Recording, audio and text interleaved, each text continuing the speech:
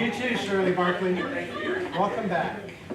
We're so glad y'all could be here today on this bright and beautiful Wednesday, February the 16th.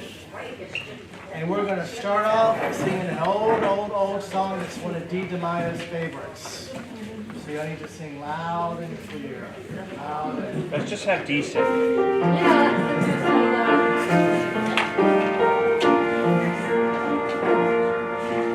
I am weak, but now I'm strong.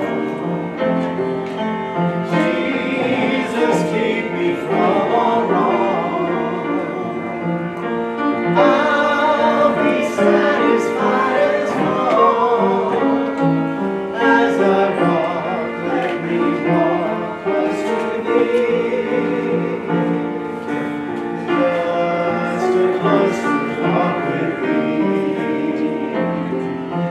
Granted, Jesus is my plea.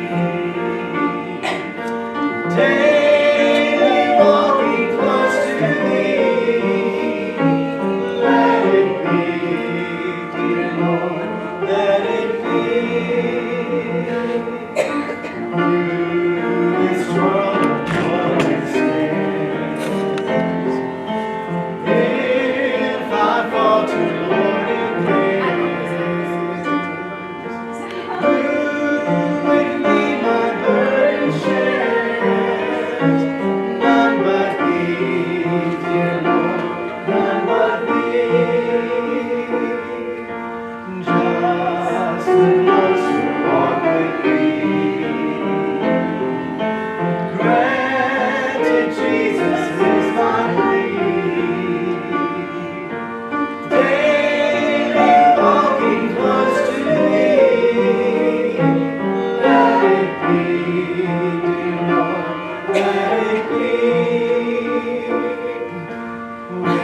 When my feeble life is o'er, time for me will be no more. Guide me gently, safely, oh, to Thy kingdom shore, to Thy shore. Just a closer walk with Thee. Granted, Jesus is my plea. Daily walking close to Thee. Let it be, dear Lord, let it be. Was that good, Dee? Was that good for you, Dee? Yes. Okay, good.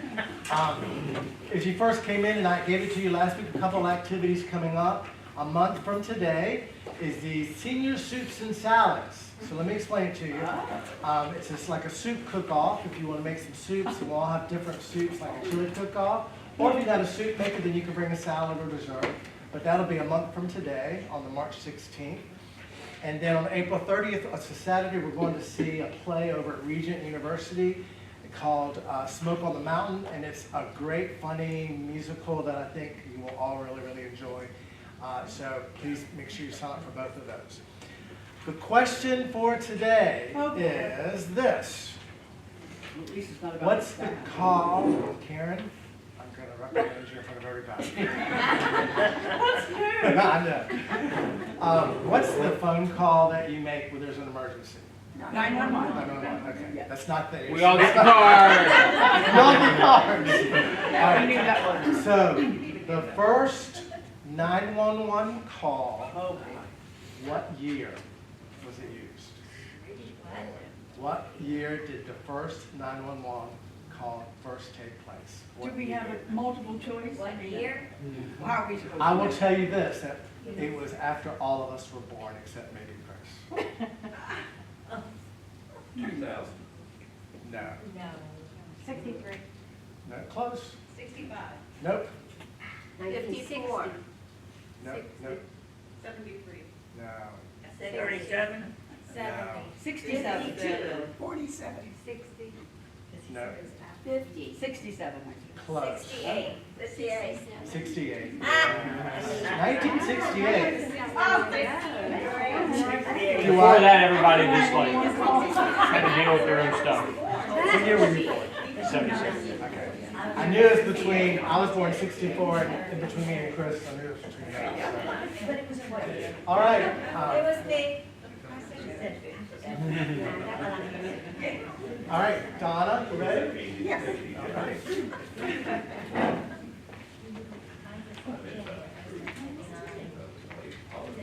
I'm going to have a hard time reading this, only because I'm getting new glasses and I like my frame, so I let them take my frame, and so I have these half things. Oh, nice. And this, I'm reading, this is black. I couldn't get it to change any other color, so I gave up. So I'm going to do the best I can with reading this, but it has to do with your sermon you had Okay. Sunday. Let me know if you need help. I'll get up there. I just couldn't get it plain. Okay. A boy was sitting on a park bench when with one hand rested on his open Bible. He was loudly exclaiming his praise to God. Hallelujah, hallelujah, God is great. He yells without worrying whether anyone hears him or not. Shortly after, along came a man who had recently completed some studies at a local university. Feeling himself very enlightened in the ways of the truth and very eager to show this enlightenment, he asked the boy about the source of his joy. Hey, asked the boy in return with the bright laughter, don't you have any idea what God is able to do? I just read that God opened up the waves of the Red Sea and led the whole nation of Israel right through the middle. The enlightened man laughed lightly, sat down next to the boy, and began to try to open up his eyes to reality of the miracles of the Bible. That can all be very easily explained. Modern scholarships have shown that the Red Sea in the area was only 10 inches deep at the time. It was no problem for the Israelites to wade across. The boy was stumped. His eyes wandered from the man back to the Bible laying open on his lap.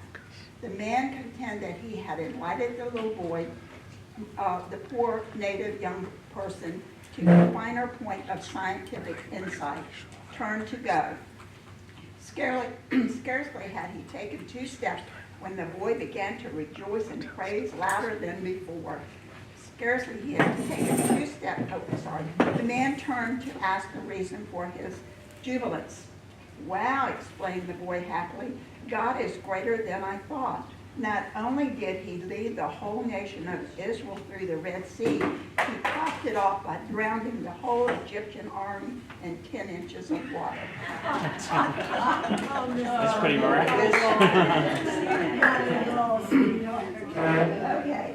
An elderly Florida lady did her shopping, and upon returning to her car, found 4 males in the act of leaving with her vehicle. She dropped her shopping bag, drew her handgun, and proceeded to scream at the top of her lungs, I have a gun, I know how to use it, get out of my car. The 4 men didn't wait for 1 second. They got out and ran like mad. The lady, somewhat shaken, then proceeded to load her shopping bags into the back of her car and got into the driver's seat.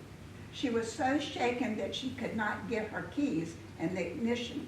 She tried, and then she realized why. It was for the same reason she had wondered why there was a football, a frisbee, 2 packs of beer in the front seat. A few minutes later, she found her own car parked 4 or 5 spaces further down. She loaded her bags into the car and drove to the police station to report her mistake. The sergeant to whom she told the story couldn't stop laughing. He pointed to the other end of the counter where 4 pale men were reporting a carjacking by a mad elderly woman described as white, less than 5 feet tall, glasses, curly white hair, and carrying a large handgun. No charges were filed. The moral of the story is if you're going to have a senior moment, make it memorial. This one I told you. Morris, an 82-year-old man, went to the doctor to get a physical. A few days later, the doctor saw Morris walking down the street with a gorgeous young woman on his arm. A couple of days later, the doctor spoke to Morris and said, "You're really doing great, aren't you?" Morris replied, "Just doing what you said, Doc. Get a hot mama and be cheerful."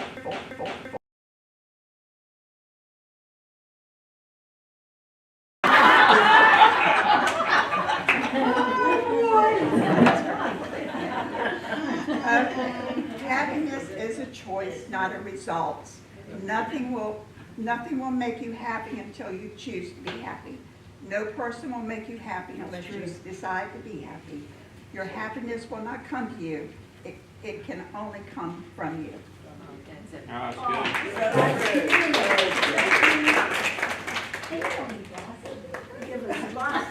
Sometimes it comes to you as well through Donna's jokes and inspirational stories. So appreciate that.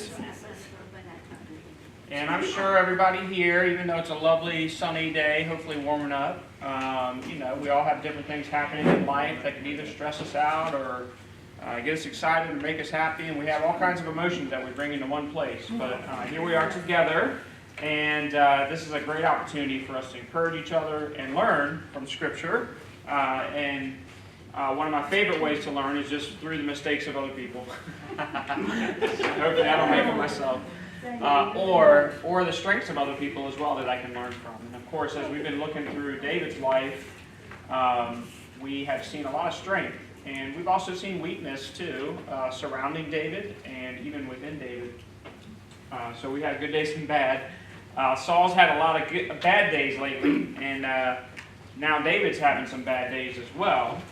Yes, ma'am. There was one thing I need to say. I didn't mean to interrupt You're fine. Lesson, but it says, "I want to be like Saul. I want to be on the road to Damascus." Damascus. I'm not even going to repeat that joke. That's really nice. Since we're studying that. Fair enough. She's always got a joke on call. Which reminds me. Yeah, so it's been a few weeks since we've actually checked in with David and Saul and the drama that's happening there. If you'll remember, last week we had our Valentine's party, which was a rip-roaring time. Barely recovered, just got out of bed today from that one. And then the week before, we took a little foray into the Psalms, and we looked at how the Psalms are a picture, a little bit of a reflection of what David was going through internally as we see what's happening to him, the different events that happen in his life. And so that's pretty neat for us to be able to look into the thoughts of someone as great as David and the struggles that he had as well. And also to be able to take that as an opportunity to relate. No matter what emotion we may be feeling at any time, there's probably a psalm for it that we can go to and find some catharsis and maybe even words that we can use to pray to God in that particular emotion. So because it's been a few weeks, I want to remind us where we left David off. If you'll remember, Saul, though he was tall, dark, and handsome, though he was tall in stature, was small in character towards the end of his reign as a king. And he's becoming paranoid. He's trying to protect a throne that really he already has lost. He just hasn't realized it yet. And so he's after David. He's starting to pick up on how focus is going to David, not just on God's part, but also his own people and even his own army that started to favor David. And so as a result of that, Saul made him public enemy number one, to the point that David could not find anywhere to hide. And he tried every possible place he could find, and then as a result of that, he lost relationships, important relationships. Relationships with his spiritual advisor, with his wife, with his best friend Jonathan, and even wasn't even able to go to his enemy's city to hide because they recognized him quickly. So where did we leave David last? In a cave, if you'll remember. And he's surrounded by a band of about 600 guerrillas, if you will. What I mean by that is guerrilla fighters. These are people who were discontent, in debt, or for some reason or another could not be in society. They were either being hunted by debt collectors or by the law, or just didn't fit in society. And so they all gathered in caves and in the wilderness. And David becomes the leader of this particular group of malcontents. And that's where we find David now as we get into 1 Samuel 23. And we're going to see one of life's most subtle temptations. Not on Saul, but now it's going to be on David himself. So if you remember, Saul is still trying to hunt David down and kill him. When it's all said and done, I've said this a couple times, as we go through this cat and mouse, there's 19 different attempts that Saul makes on David's life. A few of those we saw already, where David was just trying to play the guitar for the guy, or a lyre, and what happens? A spear gets thrown at him a few times, if you remember. That was probably 3 or 4 of those attempts right then, and that was the beginning of it all. So now Saul has the whole army of Israel on the hunt for David. So that's where we pick it up. 1 Samuel 23, verse 14. David stayed in the wilderness strongholds and in the hills of the desert of Ziff. Day after day, Saul searched for him, but God did not give David into his hand. So once again, this is a providential thing, right? So, David, I'm sure, is trying to elude Saul through all of this, and Saul is trying to hunt him down, but God is in the midst of all of that. And so remember that not just Saul, the entire army of Israel is after David now. And this isn't just for months. That's a blank. This isn't just for months, but for years. David is being hunted in this way. We tend to lose track of time when we're going through pages in the Bible, verses in the Bible, because you could go from one chapter to another, and that would be a span of hundreds of years. If you go from Malachi, whatever the last chapter of Malachi is, to Matthew 1, that's a span of 400 plus years between those two chapters, between Old Testament and New. And that's just a turn of a page for you and I. So as we're going through these verses and chapters, realize there's some significant time passing here. And in this passing time, day by day, David is starting to develop the character that God needs him to have in order to be a good leader for Israel. So through all that struggle, that's really the point of it. So here's an example of one of the times where Saul is close at David's heels and what happens as a result of that. In verse 7, now a little bit earlier in 1 Samuel 23, verse 7, Saul was told that David had gone to Keilah, and he said, God has delivered him into my hands, for David has imprisoned himself by entering a town with gates and bars. So this guy's in a dead-end town right now, and Saul called up all his forces for battle to go down to Keilah to besiege David and his men. This is interesting to me. Saul's perspective. And you can have people who are on opposite sides of an issue and both feel like God's on their side. Okay, notice that. Saul is still convinced that God is on his side in chasing David down, that God is actually giving David into his hands, because of course he's the king of God's people, the Israelites. And so his perspective is so skewed, he's not even seeing what's in front of him. And this isn't the first time that David has eluded Saul, but sometimes our bias can cause us to miss what God is doing around us, and obviously that's happening with Saul. He's totally off the rails when it comes to his perspective on the kingdom. So just when Saul is about to rout David and his men, he's in a city that he can't escape. It's walled off. So all he's got to do is just rush this city. Just when that's about to happen, Saul gets word that there was a Philistine problem. Philistine, Philistine, Philistine problem that needed his immediate attention at home. Like I said, God's in this situation. So Saul called his forces for battle. They go to Keilah to besiege David and his men to trap him into the city. And then verse 28, later in the chapter, we see Saul broke off his pursuit of David, went to meet the Philistines, and that's why they call the place Selah Hamalakoth. Don't make us write that. You guys know about Selah Hamalakoth.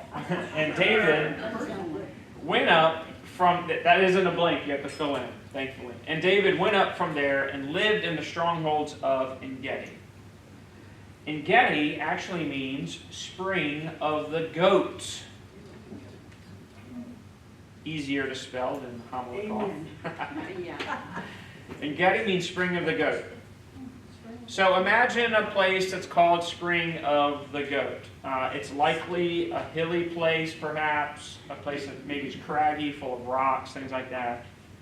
And the wilderness is thick. So the wilderness was thick enough, David was able to take refuge there among the rocks, the caves high above the Dead Sea, which is where this particular place is located, which provided a good lookout point for David.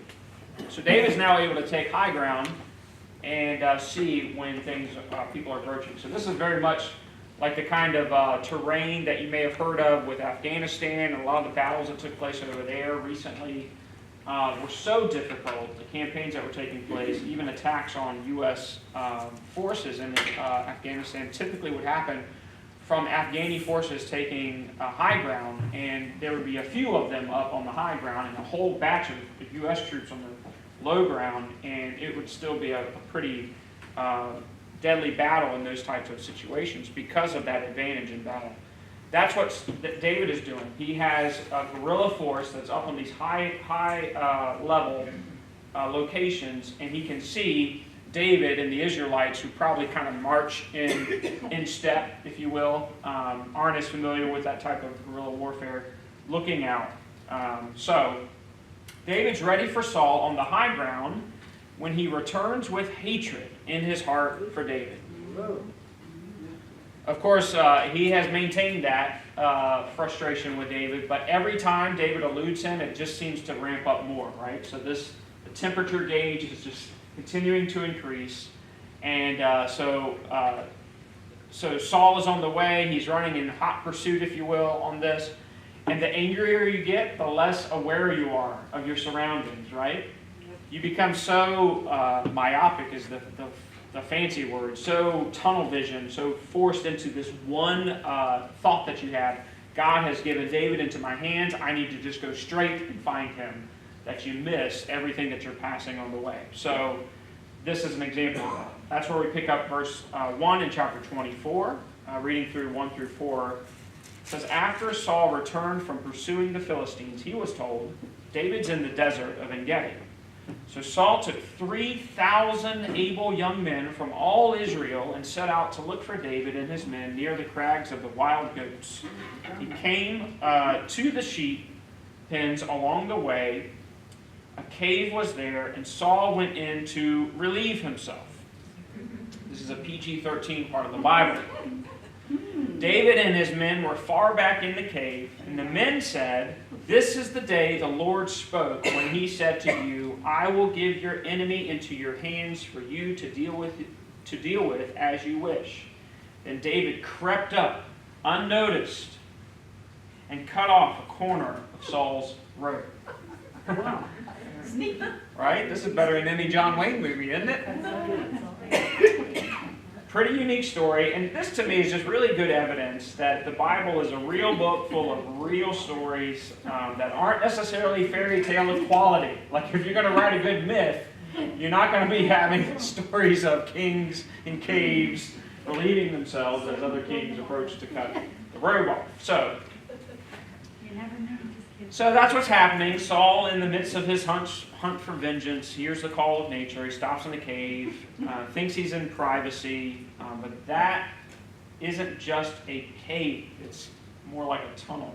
And it's bad enough for the king to be seen in that moment, right? It's kind of an embarrassing place. But to be seen by his enemy, no less.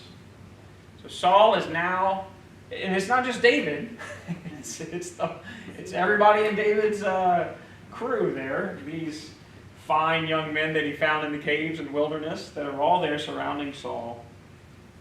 Now, ask any person who is just kind of in their flesh, any person who's thinking just in the flesh, what you should do at that time, and you'll come up with the same answer every time, right? This is the same thing that the men said to David. Hey, what a perfect opportunity. Obviously, God's on your side.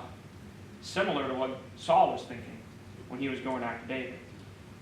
So he's surrounded by these men who were trained to fight. That's a blank. And this is the moment they've been waiting for years. They're trained to fight, and now is an opportunity where they have a clear advantage over the enemy. That's enemy, and that's fine. Yes, enemy and then fight after that. Right? So you can see it there. The men are saying, this is the day the Lord spoke when he said, Bless which can be called the Lord's will incentive moment, right? God sometimes gets blamed for a lot of bad ideas. When something looks to line up in such a way that you've been wanting it to line up, we oftentimes say, well, obviously this is God's will because it's right here in front of me. And it could still be a bad idea. So we don't necessarily need to just look at circumstance in interpreting God's will. Of course, these men don't have that depth of wisdom that they have at this point. These are malcontents, and they're trained to fight, and they see the opportunity there. So what David does, it's a pretty funny picture to imagine what he actually does. He doesn't kill Saul like anybody else maybe would have done. He cuts off the robe, right? Just a corner of his robe to prove that he could have killed Saul. And we'll see how that plays out in just a minute. And you would think that if you're able to do this to your enemy, then you just kind of revel in that, right? It's like, man, I really got one up on this person who has been out to kill me for so long. But instead of enjoying the memory of the moment, David thinks back to what happened, and his conscience, not conscious, but conscience, that's Conscience, conscience bothers him. Verse 5 talks about that in Exodus 24. Afterward, David was conscience-stricken for having cut off a corner of his robe. Not for killing him, but for cutting off a corner of the man's robe. He could have killed Saul, but he didn't. But this is how it works for us, right? This is what rationalization looks like for us when we're faced with temptation, especially very subtle temptations. And this is a subtle temptation. We'll talk about that more in just a minute. But this is like a man who's convicted with taking a paperclip away from the company. It's an indication of the depth of David's spiritual life. There's a difference between being a Pharisee and being spiritual to the point of wanting to be obedient in every area of our life, even in the small ways. A Pharisee is more doing that for a different motivation. But David is conscience-stricken not just because of what it looks like. He's more conscience-stricken because of what it means as far as his relationship with God is concerned. And we'll see why. We'll see, it'll explain in more detail why David is so upset with the memory of what he just did. Even a small step in the direction of sin is a wrong step. Even the little things bothered David at this point in his spiritual life. Getting away with sin was not enough. Getting away with even something this small was not enough for him. You can see how David's character is developing. You can also see how, if you know of David's story, how easy it is to lose this standard of character as well. When you think about what he did later with Bathsheba and sending her husband into war to get away with his own sin. So even a small step in the direction of sin is a wrong step. Even the little things bother David at this point in his spiritual life. David said to his men, verse 6 of Exodus 24, David said to his men, "The Lord forbid that I should do such a thing to my master, the Lord's anointed, or lay my hand on him, for he is the anointed of the Lord." There is an idea in the military that you don't salute the man, you salute the rank. This is what David is doing. He's not looking at Saul as just the man who is paranoid. He's looking at Saul as the king of Israel. Now, he's not the current king of Israel, but he was the previous king of Israel, and he's still the anointed of the Lord as far as David is concerned. So whether he's a retired colonel or a current colonel, doesn't matter. You still salute the rank of the person who occupied that position. And that's what David is thinking right now, especially when it comes to the Lord's kingdom. So in doing this, David declared a righteous principle, that it is God's job, not David's, to make the injustice right. It is God's job. That's one of the blanks. This is a biblical principle for us, and it's hard for us to remember this at specific times in our lives because the subtle temptation finds us in some of the worst emotional times, when we're frustrated or upset at what's happened to us. And so David looks at this and he's repenting of what he had done, even if it's a small amount of vengeance that David has taken. So verse 7, with these words, David sharply rebuked his men and did not allow them to attack Saul. And Saul left the cave and went his way. Saul, to this point, as far as we can tell, is totally unaware as to what has happened. He will find out, but at this point, all this goes down and Saul's oblivious. So it's pretty remarkable, isn't it? So they had to be He's a pretty far man. away if he's rebuking them. Yeah. What's that? So they had to be pretty far away. Right, so Rebuking Saul them, creeps up. Saul's, right Yeah, he there. creeps up on, so they probably saw Saul going into the cave, give David a heads up. He goes in there. So it's not like they're all sitting there watching him while this is taking place. But still, the idea that, okay, we know why he's going in there, and of course David right there in that indiscreet moment is doing what he did. And then I would imagine, comes back out, and he is conscience-stricken at that point and tells the guys, look, we're not going to kill this man, even though every appearance looks like we should. And every cell in my body is wanting me to go take vengeance, right? Because it's just that emotional aspect of the temptation. But David keeps the right head about it, and he rebukes these guys. And so that's an interesting thought. In fact, if you look at the literal meaning of the word sharply rebuked, it means tore apart. Tore apart, another blank. So the concept is he tore them apart with his words. It's the same Hebrew word that's actually, this is you guys see that blank? It's under 24/7. Did I miss something? No, you're right.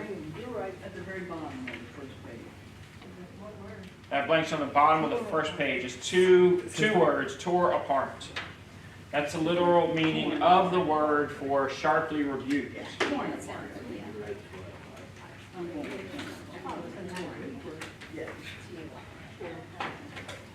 So that same Hebrew word is actually used in Isaiah 53, which describes how Jesus was wounded for our transgressions. So it's got a heavy sense to it, like it wasn't a pleasant conversation, let's put it that way, between David and these men.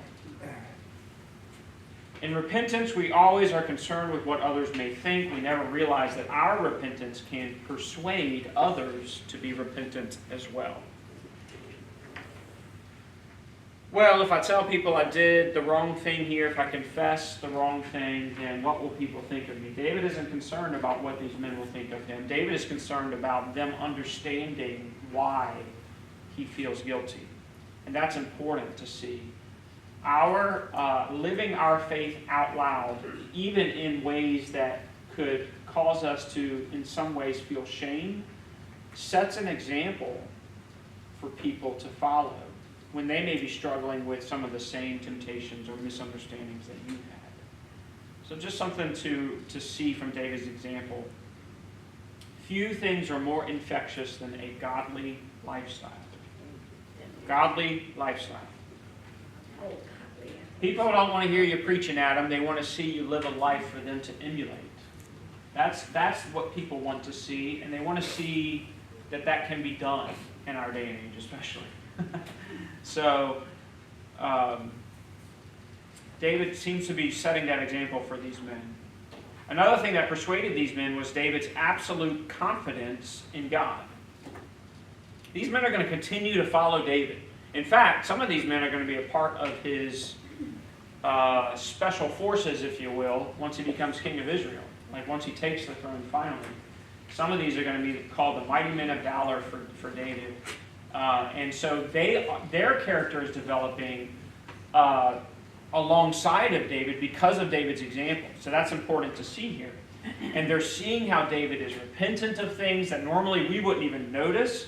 They're seeing how confident David is in God's work in the situation. Remember, it was God that saved David in that city with the Philistine problem and pulled Saul away from what would have been certain death for them had he encountered them in that dead-end city. So David had this understanding that God was going to make situations right eventually. Maybe not immediately, but eventually. And you see this pattern with many of God's examples throughout Old Testament.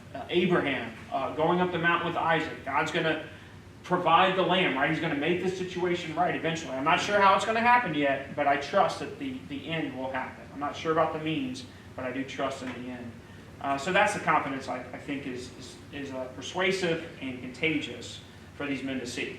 So David's son Solomon would later write these words in Proverbs 16:7, when the Lord takes pleasure in anyone's way, he causes their enemies to make peace with them. That's the kind of promise that David is holding on to. His son later understood and wrote it down as a proverb for you and I to see as well. So the whole balance of the story about David is based on this particular principle. It's a great promise. But the word easy isn't found anywhere in this promise, right? He calls his enemies to make peace with us. He doesn't necessarily easily cause enemies to make peace with us, but it's still an inevitable result for those of us who trust that it is the Lord's place to take vengeance. Even in the church, you can be surrounded by people who live in the flesh. The idea there is like you living by carnal desires, whatever it is in the moment your emotions are pushing you towards. Be ready for opposition when you decide to live in the Spirit.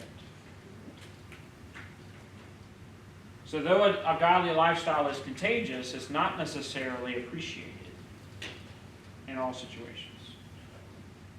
So be ready for opposition when you decide to live in the Spirit, even in church. Because all of us are in different places spiritually and understanding things differently, and sometimes we react to things in ways we can later regret. So watch what David does next about this mistake that he makes with the robe in verse 8. Then David went out of the cave, called out to Saul, "My lord the king." When Saul looked behind him, David bowed down and prostrated himself with his face to the ground. He said to Saul, "Why do you listen when men say David is bent on harming you? It is extremely important that when you are wronged, the person who wronged you should know how they have wronged you." Most of us, myself included, are oftentimes afraid to confront people when we're hurt. And we feel like, there's a difference between confronting and trying to harm someone else or take vengeance or any of that. And we sometimes mix that up. So because of that fear of confrontation, we want things to kind of just work out on their own. Meanwhile, someone has sinned against you or sinned in some way or another, and they never know about what it is that they've done so that they can confess, repent, grow, all of those areas. So David is confronting Saul on what is really the underlying sin, the paranoia that he has all along, in this important way. But he does it, I want you to see the humility that David has as he's doing this. So next, David wants to give Saul verbal and visual proof that men who surrounded him were lying to him about what David was doing and what he was after, all that. So lying is another blank there. Verse 10. This day, this is David speaking to Saul, "This day you have seen with your own eyes how the Lord delivered you into my hands in the cave. Some urged me to kill you, but I spared you. I said, I will not lay my hand on my Lord because he is the Lord's anointed. See, my father," interesting, "look at this piece of your robe in my hand. I cut off the corner of your robe, but did not kill you. See that there is nothing in my hand to indicate that I am guilty of wrongdoing or rebellion. I have not wronged you, but you are hunting me down to take my life. May the Lord judge between you and me, and may the Lord avenge the wrongs you have done to me, but my hand will not touch you. Right? So David isn't doing this in a self-righteous way. That's not the spirit of this. He just wanted to confront the man with whom he had this problem. And now look at Saul's response. You're going to see a difference in character here. Or actually, no, you'll see Saul actually respond to this well. Verse 16, when David finished saying this, Saul asked, "Is that your voice, David, my son?" And he wept aloud. "You are more righteous than I," he said. "You have treated me well, but I have treated you badly. You have just now told me about the good you did to me. The Lord delivered me into your hands, but you did not kill me. When a man finds his enemy, does he let him get away unharmed? May the Lord reward you well for the way you treated me today." There's this moment of clarity that Saul has with David. It's a short-lived moment of clarity, but it's through that confrontation and humility in the way David approached Saul that Saul was aware of his own sin in the situation, this is a living example of what we just read, Proverbs 16. When the Lord takes pleasure in anyone's way, he causes their enemies to make peace with him. That's what's taking place right now, at least temporarily. Now, this doesn't always happen. This is a case study, if you will, just one case study. But our responsibility goes as far as telling the person the truth, and what he or she does with the truth is up to them. Sometimes a person who is able to take the confrontation well will respond well. That doesn't always happen, but it is worth the effort. Verse 20. Here's what Saul says to David. It's pretty remarkable. He says, "I know that you will surely be king, and that the kingdom of Israel will be established in your hands. Now swear to me by the Lord that you will not kill off my descendants or wipe out my name from my father's family." So David gave his oath to Saul. Then Saul returned home, but David and his men went up to the stronghold. So there is a temporary peace. It's not like Saul is bringing David back into the fold, but he's admitting, okay, I know this to be true. It's inevitable. You are going to be king. And when this happens, please look after my family. What's remarkable about this is that David has already promised Jonathan. Who's Jonathan? Saul's son, that he would look after Jonathan's sons following becoming king. We'll see that happen later in the case of Mephibosheth. So all of these things kind of link up, but David is able to make this promise to Saul. He's already made the same promise to Jonathan, Saul's son. And so you have this reality where Saul faces reality for a few seconds, and there seems to be peace between these folks. And David keeps the promise that he made to Saul years later. But for now, David does not return with Saul. So you can tell there's still stuff that's got to be worked out. And we'll see how that plays out in weeks to come. I mean, David at this point knows Saul a little bit too well, right? He's like, okay, well, you sound like you're making sense right now, but I've seen you make sense before, and then the spears come after my head. So I'm going to let you say the things that you're saying right now, and I'm going to go back to my cave, not to the comforts of the throne room, because I'm not sure if what you're saying right now is actually filtered through into your heart. What you're seeing intellectually and admitting to me now, I'm not sure how much that's going to be followed up by actions. Karen? I think I missed the last two blanks. I'm sorry. Oh, you're fine. It's my blonde routine. My problem is I ramble, and then all of a sudden there's a blank. And it's like, oh, I don't know, what did he say? He said a blank. Yeah, sorry. So much to tell us that. Yeah, I know. You got the conscience bothering David, right? So, like a man who's convicted with taking a paperclip away. Oh, that's old. No, your responsibility goes as far as the person, the blank. True. Truth. Yes. And then the next one? Years. What? Years. Years. Oh, Yeah, he kept the promise he made to Saul years later. sorry. Okay, I'm good. All right, so here's a few more blanks. These are going to come rapid fire, so get ready. Here we go. Comes the smoke off the pencils. So here are 3 principles worth remembering when you are mistreated. First, since man is sinful, expect to be mistreated. Expect for it to happen.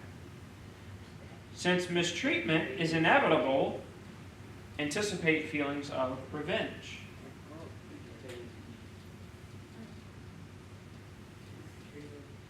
Mistreated, revenge, and since the desire for revenge is predictable, refuse to fight in the flesh. Refuse to fight in the flesh.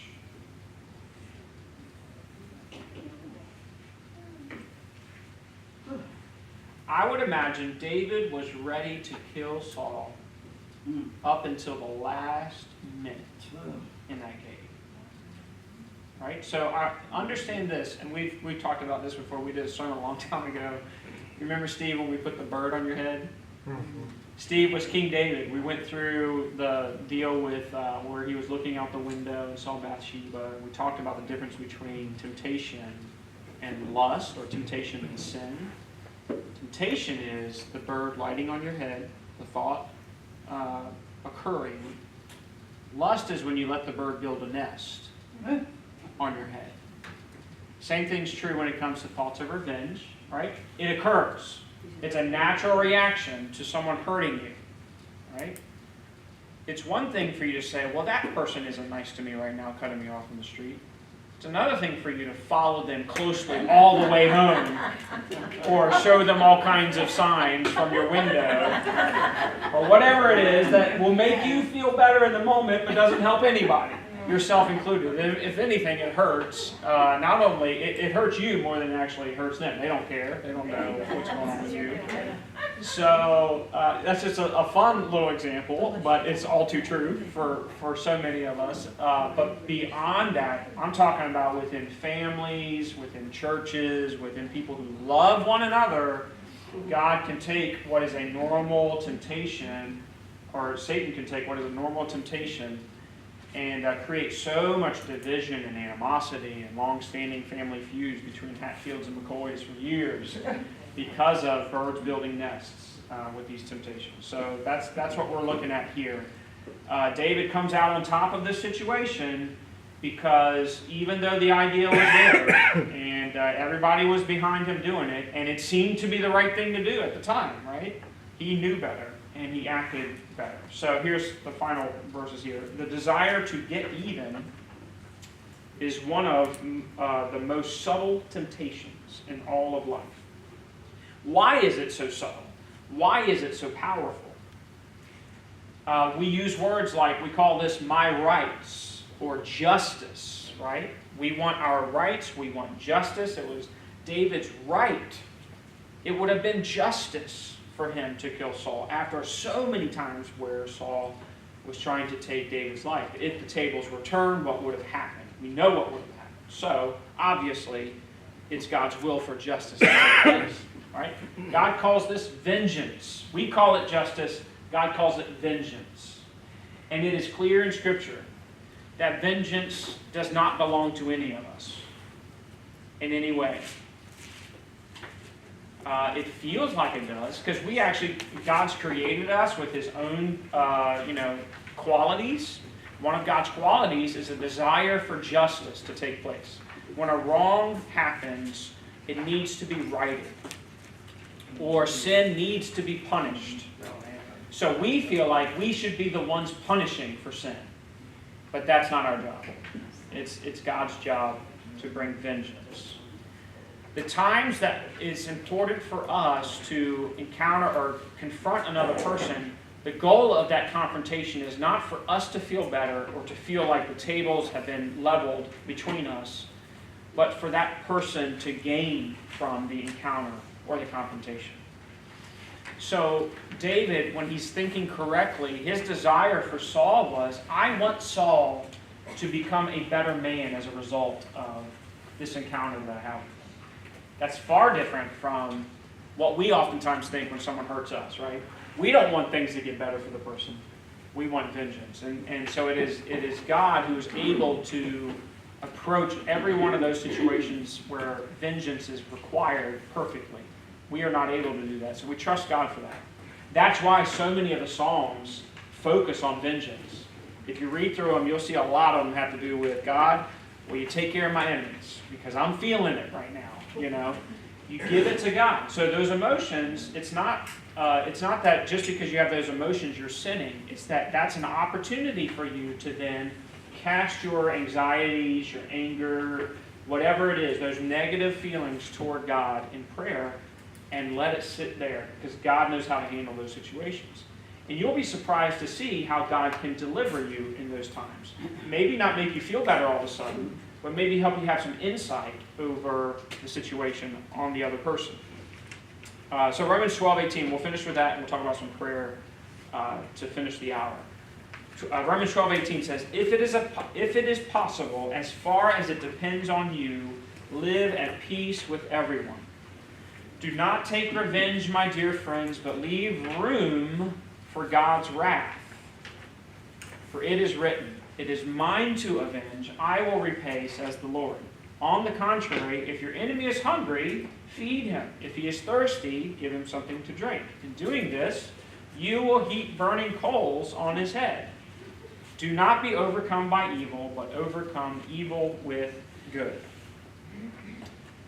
I've seen this happen a lot of times, and I'm not saying that I respond the right way a lot of times, but in the times where I've chosen to just return evil with kindness or good, a person just de-escalates so quickly when they realize they don't have any power over you with their whatever it is they're bringing to you. So something to try to practice and develop in all of our lives, I think, this principle that overcoming evil with good, leaving room for God's wrath, which is burning coals on a person's head, right? So what I love about this passage is it acknowledges those emotions and even validates those emotions, but it repurposes them in such a way that God gets glory, even in our struggles, difficult things that we deal with. Okay? All right, good stuff. We will jump back in and see more of this cat and mouse next week. But before we're done today, some things to be praying for this week. I want to be praying for Bill and Arlene Sproul. You hopefully have heard at this point